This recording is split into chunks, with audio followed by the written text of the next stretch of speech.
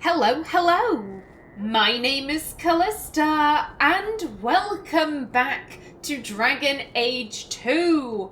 In the last episode, we were trying to locate some cargo for Martin, a friend of Isabella's, and we learned that it is being stored in this warehouse right over here. Now, there are actually a couple of ways that you can complete this quest. You could go ahead and break into the warehouse in the middle of the night, or you could just walk on in during the day, and that is exactly what I'm going to have Amelia do. One way isn't particularly better than the other. To be brutally honest, I find the daytime one funny, especially considering I am playing a sarcastic hawk.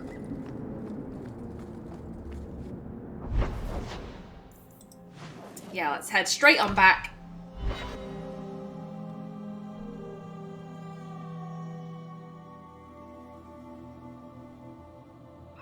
And banter. So, Isabella, you captained a ship. That's a lot of men to handle, for you to command. Well, aren't you just adorable, fumbling for a topic? You say that like I'm harmless. As harmless as a pup that will someday grow into its fangs and sink them deep. Sure, keep teasing. I'll show you how much of a pup I am. I know. That's why I do it. Guys, can you not? This is not a conversation Amelia wants to be overhearing. No. Chase these thoughts from our mind. No thank you. God damn it, Isabella. Hello, people. There's someone coming. Tell the others. All right. This is private property. Sir, can't you smell? There's a fire. There's a fire on the other side of this row. Get help before it spreads. What? Don't you hear the screaming? Are you deaf? I don't hear anything. Shit! A fire could destroy the loot. We have to check. But Come on! I like doing that. I will say, if you have Meryl with you, when you take that option, Meryl, oh no, there's a fire, we have to help. No, Meryl, there isn't really a fire. Oh, well, that's nice. And then there's a fight. But I love picking that option. Let's head on in quickly now before they realise we lied.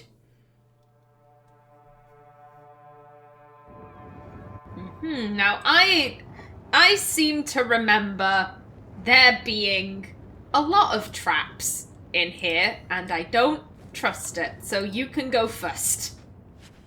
Yoink. And thank you. Oh, an empty stained bottle. I mean, we can sell it, sure, but...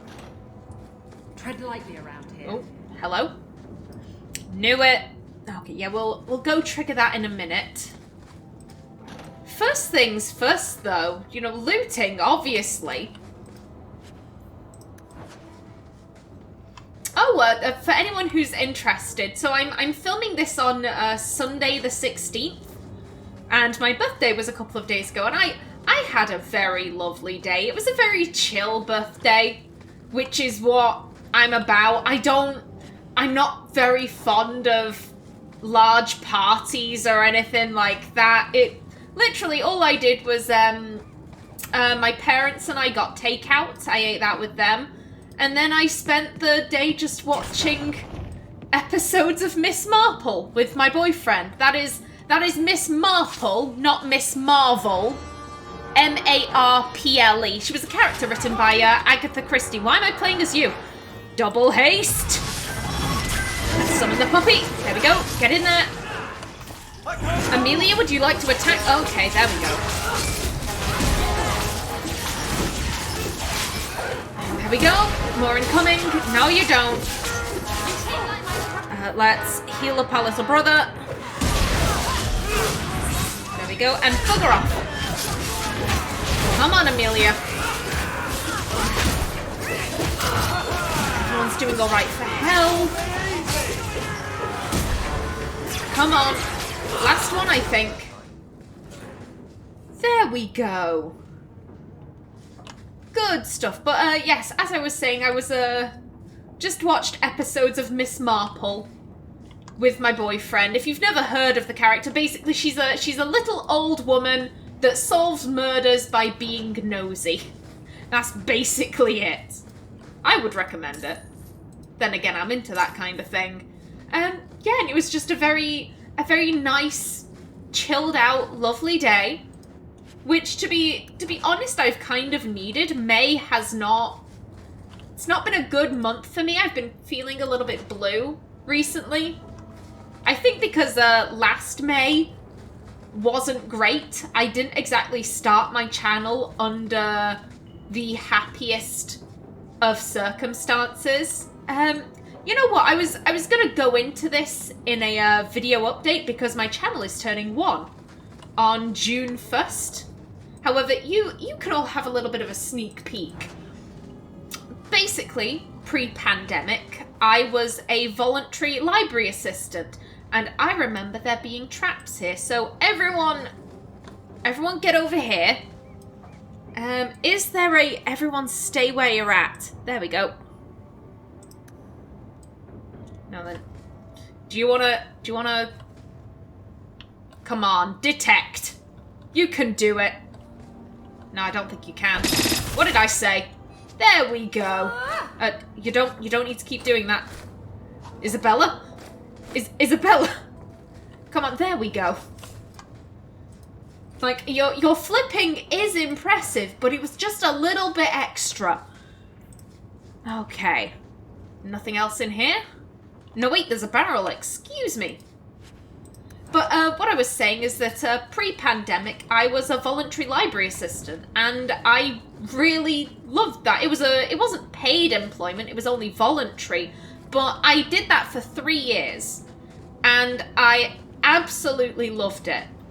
And then when the pandemic hit, obviously they shut down the voluntary program, and then the libraries got shut down. And at the beginning of May last year, I received an email, and it was to all of the volunteers, it wasn't just to me personally. And basically, the first part of the email was all right, basically saying we don't know how long the pandemic is going to be. You know, it could be months, it could be another year, we don't know. However, we hope to restart library operations as quickly as possible, and we hope that the volunteering program will be able to restart soon afterwards. We promise to keep everyone informed, ba-da-da-da-da. And then the last line, which was what affected me, when we do restart the volunteer program, we will not be accepting back any volunteers with any kind of adult learning disability. And I have a developmental disorder. And that was awful to hear. It was like a dagger to my heart, or a bear claw to Isabella's leg. One of the two. But yeah, it really badly affected me. I had been volunteering at this library for 3 years, and I loved it so much. And just with a very cold line about we will not be accepting back anyone with an adult learning disability, it hurt. That's the only way I could put it. It hurt. And so last May, I was just in a very bad way. I was miserable. It was not fun. And I decided to start my YouTube channel because lockdown was stretching on and on and on, and I was kind of like, what will I have at the end of this? Absolutely nothing. I can't even say I'm going to go back to the library because I'm not allowed to. And I think a lot of those feelings have just been raked up again because it's May. Oh well. Sample of Martin's cargo. I wouldn't breathe that in if I were you. Looks like Martin's trading in death. Simple herbs and spices, he said. But not the kind of herbs and spices that the Colonel puts on his chicken. Very different. Hello. And, oh, a double haste. Yes. Get him.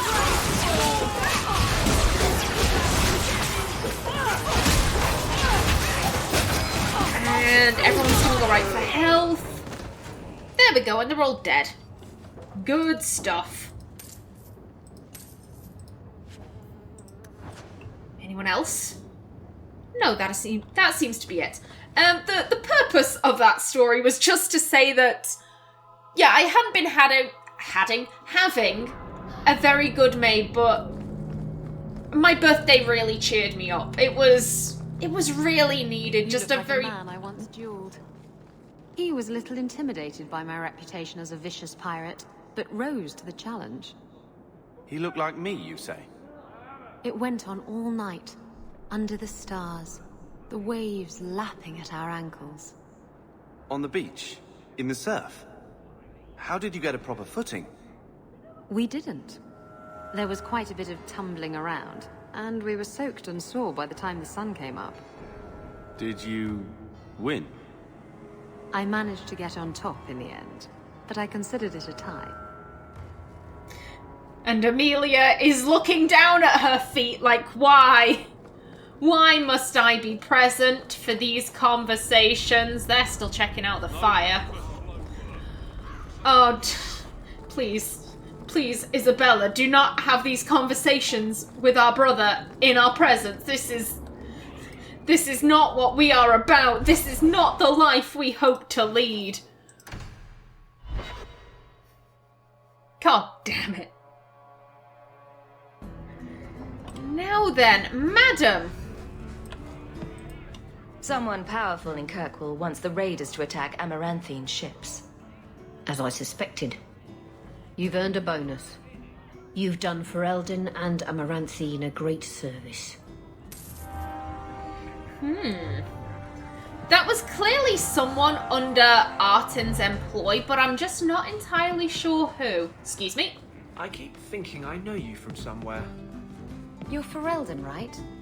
Ever spend time at the Pearl? That's it. You used to really like that girl with the griffin tattoos, right? What was her name? The Lay Warden? That's right. I think you were there the night I... Oh! Were you the runaway mage who could do that electricity thing? That was nice. Please stop talking. Now. Yep. This is one too many sexual conversations for Amelia to overhear. First it was involving her little brother, now it's involving... And no. Martin, help. Guess what I found? Crates filled with enough poison to assassinate every noble in Orlais, and then some. I knew I should have told you not to look in the crates. Look, there's nothing shady going on here. I got the stuff from a legitimate supplier, and I'm going to sell it through legitimate channels. It's all legitimate. It's poison. It kills people. I just sell it. I'm not responsible for what people do with it. So, where is it? And he is exactly right. Some people may buy this poison to deal with rats. Some people might buy it to deal with an uncle they're hoping to murder. Oh god, I didn't mean it like that. Gamlin is not in any danger. I forgot that Gamlin existed. A relative who they are hoping will die soon. Let's put it that way. But it's like a blacksmith. Would you stop blacksmiths from selling swords or daggers because they might be used to kill people? The vast majority who buy a sword from a blacksmith, they're gonna use it because they're part of the guard. Maybe they want it as a decoration for their house above the mantelpiece. Maybe they want it for protection. Just because the slim few take those swords and use them in anger, we're not gonna stop blacksmiths from smithing anything sharp. And now you may be wondering, hang on a minute, if that is your argument about poisons and swords, why do mages have to get locked up in the circle? At which point Amelia says, demons and blood magic. But Amelia, that has nothing to do with demons and blood magic. And that is the end of conversation. In Amelia's mind, how do I want to put this? Even if a mage means absolutely no harm to anyone, like she does, Amelia doesn't intend harm on anyone. However, what was the very first thing Amelia did? How did her magic manifest? She mind blasted her mother across a room. What was the very first thing that Bethany did? She mind blasted a bully across a field. Mages are much too dangerous to be allowed out. It would be like, take the blacksmith example, except it's not just a sword, it's a sword that could also fire bolts of fire and lightning if you sneeze. Like, mages are just too powerful, they can cause too much damage, hence why they have to be in a circle. With regular people, though, you can't punish everyone just because of the slim few. And again, you can, like, but Amelia, isn't that the same? Amelia just puts her finger to that person's lips. No. So Amelia has absolutely no issue telling this guy where his poison is. Do you know where Alton Woodrow's warehouse is? Merchant Woodrow's place. I know it. Thanks for this, friend. You've more than earned your reward. I'm gonna get my goods. You come back once I'm set up, I'll give you a discount. Oh, thank you. You don't need to give us a discount. How lovely. Thanks. Oh, what a kind guy. We don't have anything for you, do we? Another time, friend talk. Many of them, hopefully. Okie doke. Good to know. Now then, I said at the end of the last episode we would be getting started with Long Way Home, and I am keeping my promise. First things first, though, I want to change out my party. I would like Aveline, Fenris, and Varric. There we go. And we have levels. Let's see, you want 2 Constitution, 1 Strength. And bap. You want 2 Strength, 1 Constitution. And bap. There we go. Good stuff. And at long last, we're heading out of the city to Sundermount. Oh, Amelia has been putting this off. You know, we're just delivering an amulet. There's nothing inherently magical about that, but why would a witch, a very powerful witch, ask us to do that? There's gotta be a catch. That's what Amelia is thinking. There has to be a catch in all of this. Nope. Hello. Oh, God. Dane. Get them. God, look at them. Running around in high definition. No. Take one down. Everyone's doing alright for hell. No. Bugger off. You're not allowed to be over here. There we go. Last one. Okay, let's give Fenris some healing. There we go. There we go. Ugh. God damn it, look at them. Look at them grotesque little things. Oh, I miss Skitters. I became stupidly attached to that spider and I regret it. And I don't regret it. Oh, Skitters is fine. He's chilling out with Artin and Alistair. Ooh. Thank you. 2 magic, 1 willpower. And, ooh. Let's see, what can we... I could get Valiant Aura. I think I'm gonna focus on the creation tree first. There we go. Alrighty then. And there we have them, the sails of the Dalish Aravels. So majestic. Old Shemlin, your kind are not welcome among the Dalish. What's a Shemlin? It is the elven word for human.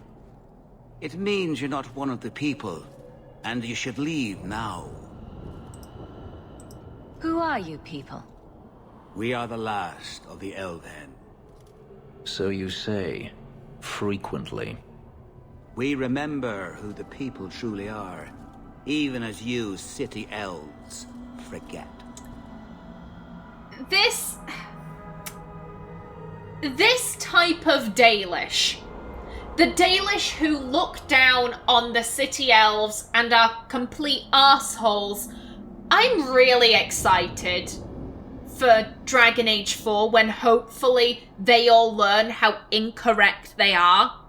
Because based on what Solus says, the city elves are more elven than the Dalish. The ancient elves didn't dick about in forests, painting their faces with Valor Sleen. They lived in cities, they had fresh faces.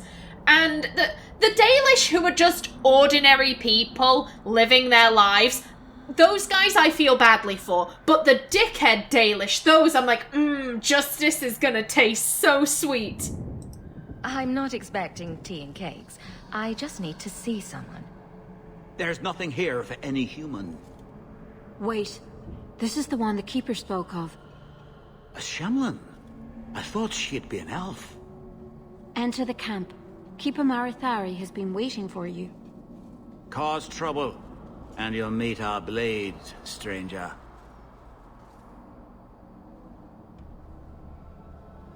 Marethari, I was told to bring you this amulet.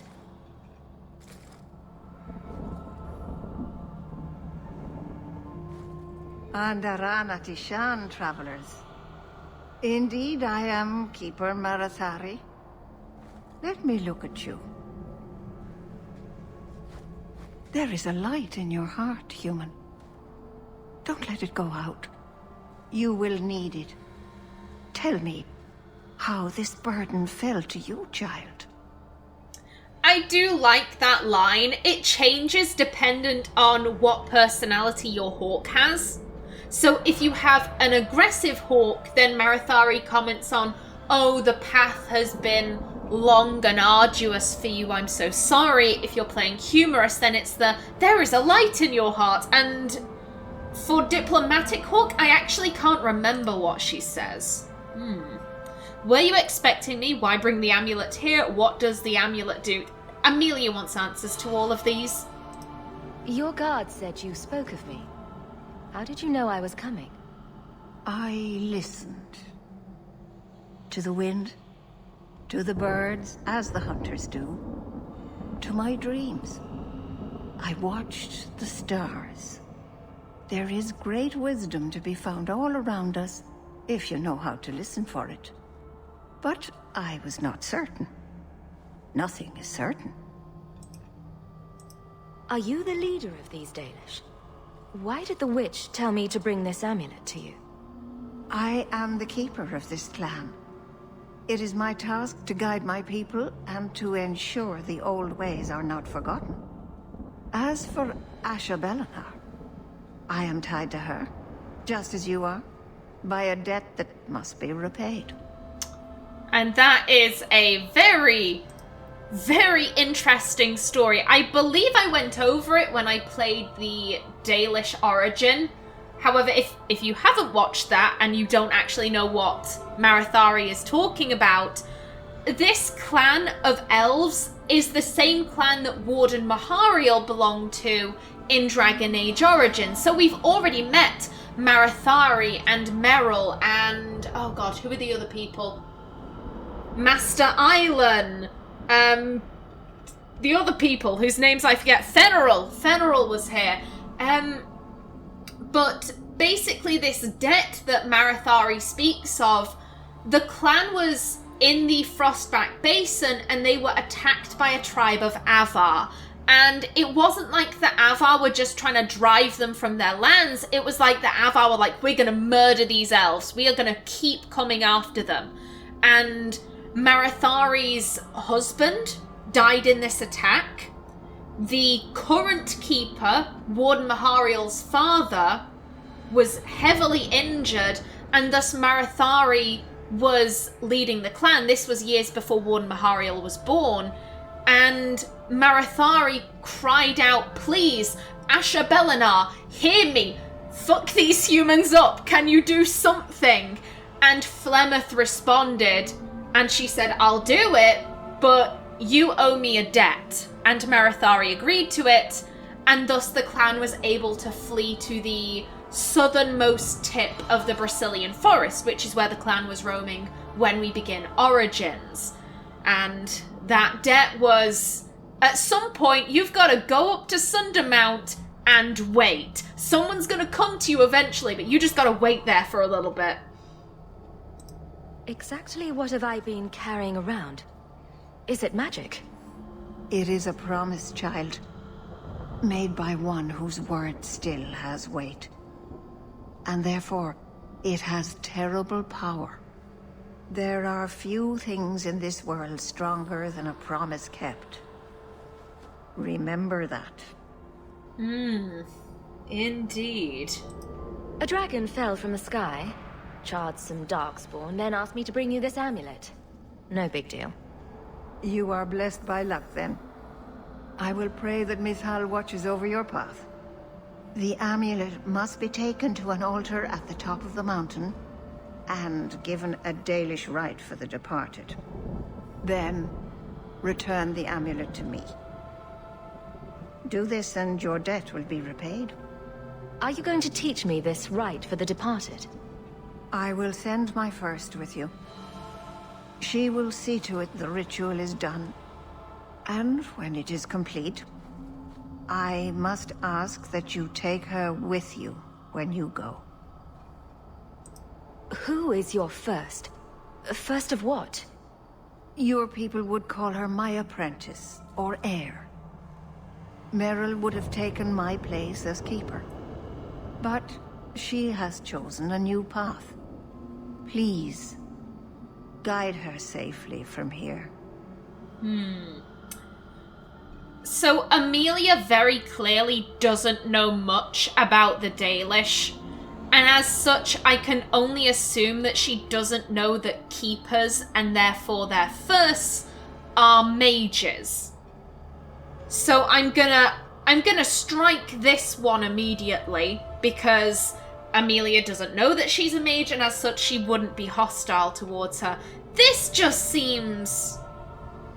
It just seems rude for the sake of being rude. Like, oh, weird, we've got to escort an elf someplace? No, as you wish. This lady is clearly under some distress about having to send her first away, and I think Amelia can see that. She's clearly upset about this. She's looking for someone who could provide protection for this Merrill person, and I think what she described, okay, we've got to take the amulet to the top of the mountain, do a rite for the departed, and then it's done. That does not scream magic to Amelia, and as such, I think she's feeling slightly more secure about that, so I think she'd be sympathetic to her sorrow. If that's what you want. It isn't what I want, but it is what she wants. You will find Merrill waiting for you on the trail just up the mountain. Dareth Shiral. And Aveline does a sympathetic level. There we go. You want 2 constitution, 1 strength, and you can have this. There we go. Now we have a lot of codex entries. up in here. I think that's probably what's gonna take up the rest of the episode. So I'm gonna stop my timer. That's a great idea. There we go. My gear is on the other side of... Okay, mate. They're hooking up. I don't know what was said before, but they are 100% going someplace to hook up. Now then, Valisleen, blood writing. After my encounter with the Dalish elves on the road to Navarra, I studied every book on the elves I could find. I sought out legends and myths and history and tried to make sense of it all, but there is only so much one can learn from books. I knew that in order to truly understand the Dalish, I would have to seek them out. A dreadful idea in hindsight. In my defense, I was young, and also inebriated when the idea popped into my head. Unfortunately, even after I had regained some measure of sobriety, the idea still held appeal. It proved remarkably resistant to my attempts to ignore it.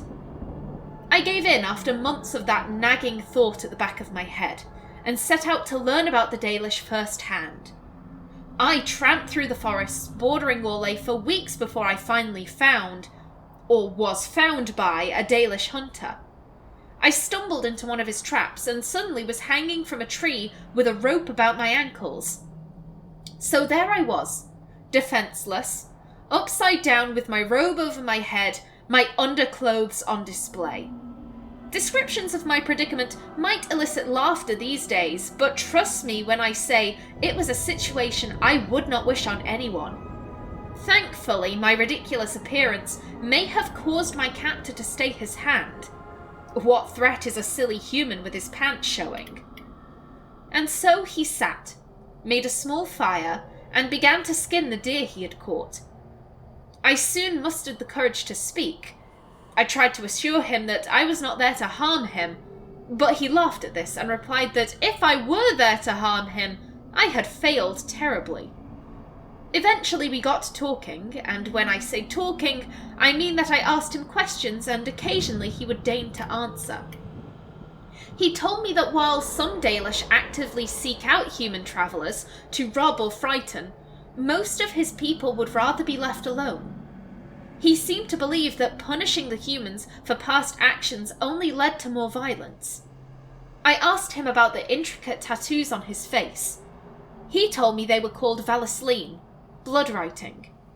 His were symbols of Andruil, the Huntress, one of the most highly revered elven goddesses.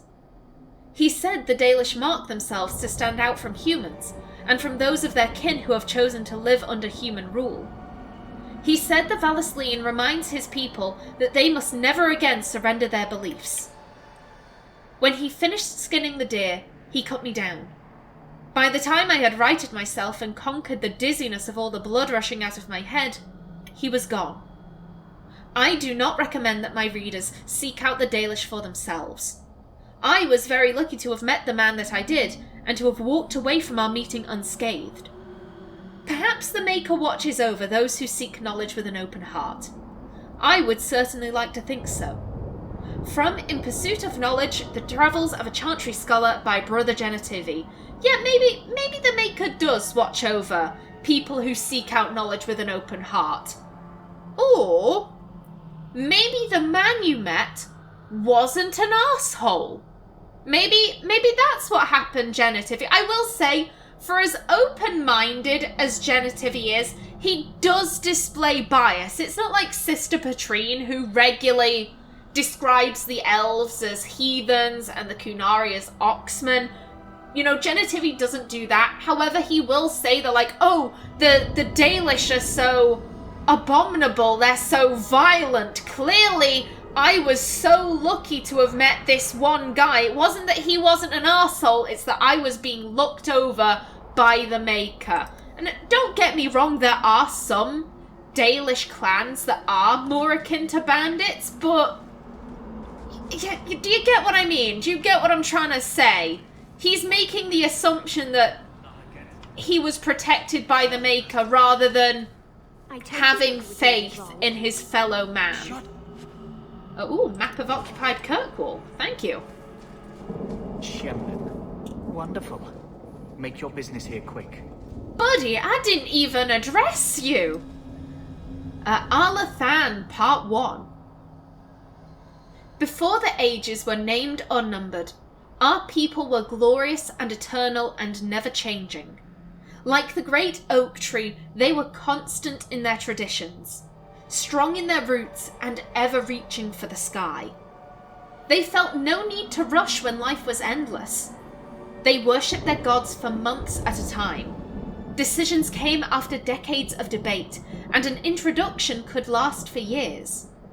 From time to time, our ancestors would drift into centuries-long slumber, but this was not death, for we know they wandered the Fade in dreams. In those ages, our people called all the land Elvenan, which in the old language means place of our people. And at the centre of the world stood the great city of Arlathan, a place of knowledge and debate, where the best of the ancient elves would go to trade knowledge, greet old friends, and settle disputes that had gone on for millennia. But while our ancestors were caught up in the forever cycle of ages, drifting through life at what we today would consider an intolerable pace, the world outside the lush forests and ancient trees was changing. The humans first arrived from Parvolan to the north. Called Shemlin, or Quicklings by the ancients, the humans were pitiful creatures whose lives blinked by in an instant. When they first met the elves, the humans were brash and warlike, quick to anger and quicker to fight, with no patience for the unhurried pace of elven diplomacy. But the humans brought worse things than war with them.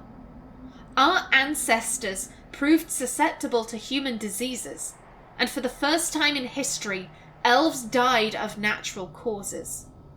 What's more, those elves who spent time bartering and negotiating with humans found themselves aging, tainted by the humans' brash and impatient lives. Many believed that the ancient gods had judged them unworthy of their long lives and cast them down among the quicklings. Our ancestors came to look upon the humans as parasites, which I understand is similar to the way that humans see our people in the cities. The ancient elves immediately moved to close Elvenan off from the humans, for fear that this quickening effect would crumble the civilization.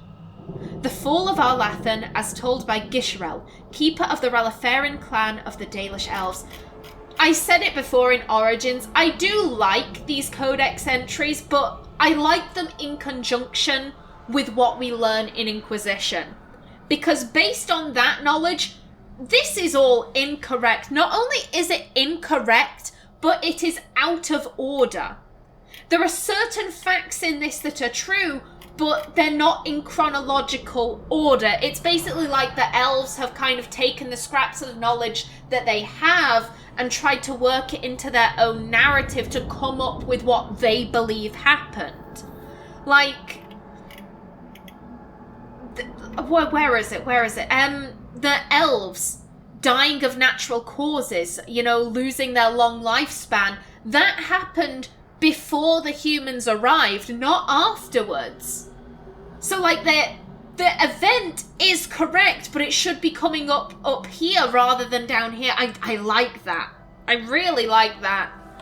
Okay, where are we? There was a couple more. The Tale of Iloran. In the days after the rising of Sazakale, the Dark Ones covered every corner of the land. The Archdemon drove all the nations of the world before him, Shemlin and Elven alike. In the far north, where the hills wander the plains and the earth is eternally baked beneath the uncaring sun, the lands which the Shemlin call Anderfells, a clan of our people lived, struggling to survive the blight.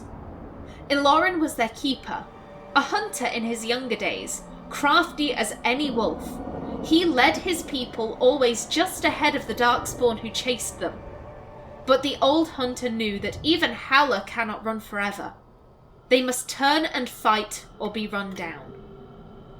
At the foot of the Murdain, the Darkspawn cornered Iloran's clan. That night, the moon was strangled by clouds, the earth concealed by a dread mist that rose out of nowhere, so that the Elven could not tell up from down. In the confusion, the Darkspawn attacked. But Eloran had prepared for them. All around the camp, the hunters had strewn dry grass, brush, and brambles. When the sound of rustling footfalls began, Eloran and the other Haren called upon the old magic. They struck out with lightning, and though the bolts missed the Darkspawn, they hit their target all the same. The sea of kindling lit, and not one of the dark creatures made it through the fire to reach Eloran's clan. From the Tale of Eloran, written by Zathrian, as it has been passed down from keeper to keeper for generations. A Shemlin. The wonders never cease. Madam, I'm just trying to read your books and live my life. Master Island's temper getting worse with time? Geography of Thedas.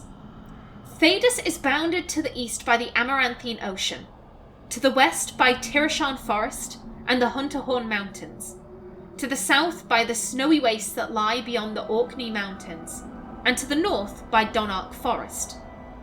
The word Thedas is Tevinter in origin, originally used to refer to lands that bordered the Imperium. As the Imperium lost its stranglehold on conquered nations, more and more lands became Thedas, until finally people applied the name to the entire continent. The northern part of Thedas is divided amongst the Anderfels, the Tevinter Imperium, Antiva and Ravane, with the islands held by the Kunari just off the coast. Central Thedas consists of the Free Marches, Navara and Orlais, with Ferelden to the south. What lies beyond the snowy wastes is a mystery. The freezing temperatures and barren land have kept even the most intrepid cartographers at bay. Similarly, the western reaches of the Anderfels have never been fully explored, even by the Anders themselves. We do not know if the dry steppes are shadowed by mountains, or if they extend all the way to a nameless sea. There must be other lands, continents or islands, perhaps across the Amaranthine or north of Parvolan, for the Kunari arrived in Thedas from somewhere. But beyond that deduction, we know nothing. From In Pursuit of Knowledge, The Travels of a Chantry Scholar by Brother Genitivi. Very interesting. Now, I believe that is all of the codex entries the Dalish have to offer. However, we have some of our own. I'll read that one later because I've read a lot of them. Sir Isaac's Armour. The chilling tales of Sir Isaac of Clark are a favourite of bards performing in the wee hours of the night. In dank taverns throughout Thedas, these horror-filled stories captivate listeners and bring nightmares to those faint of heart. Ivo Family Crest.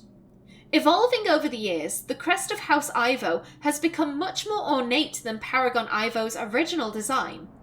This ancient golden amulet bears the original crest. Though the engravings are simple, the stark lines are somehow deeply stirring. There we go, and with that, I am out of time for this episode. In the next one, we will go and pick up Merrill, but until then, please remember to like if you enjoyed, leave a comment below, and if you wanted to subscribe, it would be very much appreciated. I've been Kallista. Thanks for watching, and see you in the next episode.